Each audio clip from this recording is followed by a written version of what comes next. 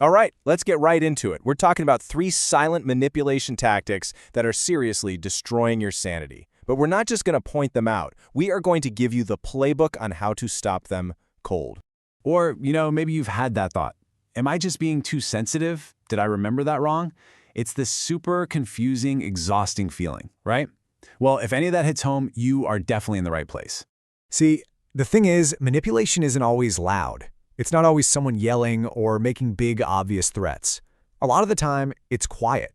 It's this emotionally draining game with tactics so sneaky you might not even see them coming. Okay, so let's jump into tactic number 1. This one, it's all about someone quietly rewriting your reality bit by bit until you just don't trust yourself anymore. And this tactic has a name you've probably heard: gaslighting. What it really boils down to is someone deliberately messing with your sense of what's real. The whole point? To make you question everything: your memories, your feelings, even your own sanity. And that's exactly why it's so tricky to catch. Gaslighting is like a slow burn. It's not some huge dramatic lie. It's more like 1,000 tiny paper cuts, small denials, little twists of the story, one conversation after another, that just slowly wears down your trust in yourself. So, what does this actually look like? Well, here's the playbook. They'll swear they never said or did something you know happened. You tell them you're hurt, suddenly you're too sensitive or overreacting. They just keep rewriting the story again and again until you start to think, maybe their version of things is the right one. So the big question is, how do you fight back against a reality hacker? How do you hold on to what you know is true when someone is trying so hard to steal it from you? Simple, you get crystal clear. Start writing things down, not for them, but for you. It's your personal record of the truth. Trust your gut feelings. Seriously. And here's the biggest one. Stop trying to explain yourself to someone who is pretending not to get it. That right there, that's when you start to take your power back. All right, let's get into our second tactic. And this is a nasty one.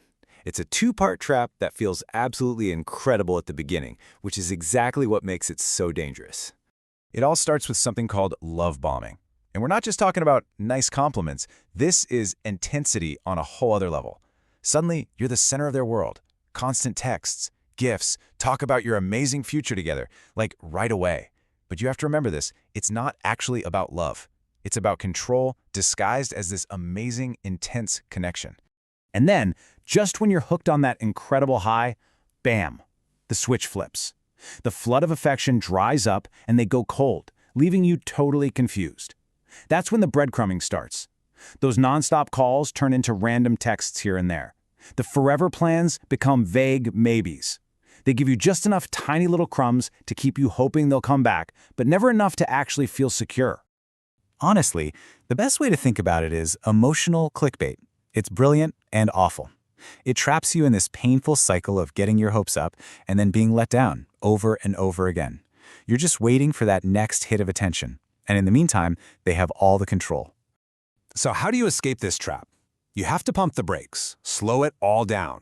Real healthy connections, they build quietly, over time. You need to look at their patterns, not listen to their promises. If their attention comes and goes in flashes, that's your cue to stop chasing. Remember, consistency says way more than charm. You deserve the whole meal, not just the breadcrumbs. Okay, that brings us to our third and final tactic. And honestly, this might be the most mind-bending one of all. It's designed to completely flip the script on you the second you try to hold someone accountable for their actions. It's an acronym, DARVO. Think of it like a psychological magic trick, a sleight of hand. And it's so predictable, the name literally tells you the 3 steps: deny, attack, and then reverse victim and offender. Let me walk you through it. So, you bring up something they did that hurts you. Step 1, deny. They'll say it never happened or you're making a huge deal out of nothing. Step 2, attack.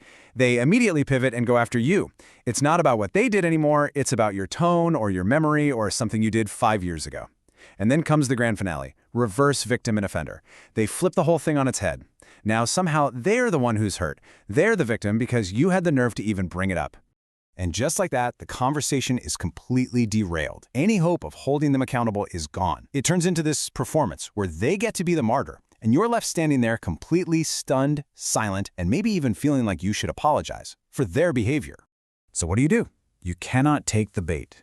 The moment you feel that shift, when it stops being about what they did and starts being about who you are, just pause. Take a breath, and then calmly bring it back to your original point. You have to repeat this to yourself. Accountability is not an attack, and telling your truth is not cruel.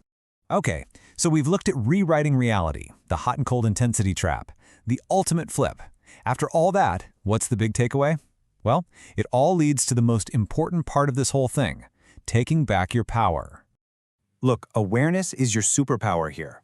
Just being able to put a name to what's going on, to see the playbook for gaslighting or love bombing or Darvo, that's how you start to take away its power. Because these tactics only work when you're kept in the dark and confused. So if there's one single thing you walk away with today, what should it be? It's this. You have the right to your own reality, period. You have the right to a connection that's consistent and real, not just little scraps of attention.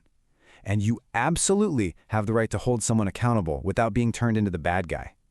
Your sanity, that is not and never will be up for debate.